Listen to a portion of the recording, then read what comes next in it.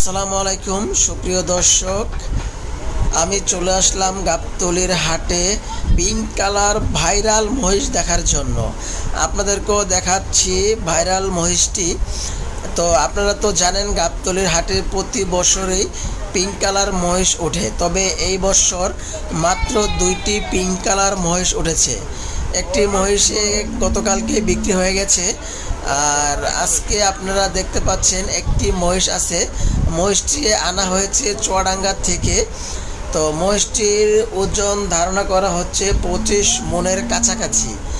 তো আপনারা দেখতে পাচ্ছেন মহিষটি খুবই সুন্দর এবং পিঙ্ক কালার মহিষ সচরাচর হাটে পাওয়া যাচ্ছে, মানে অনেক হাটেই পাওয়া যায় না, তবে গাবতলীর হাটে প্রায় সময় পিঙ্ক কালার মহিষ উঠে থাকে। তবে মহিষটি বিক্রি করবে বলতেছে 15 লক্ষ টাকা, তবে এখন পর্যন্ত দাম উঠছে 6 লক্ষ টাকা।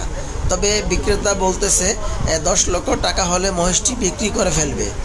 তো দর্শক, আপনারা যদি মহিষটি কেউ নিতে চান তো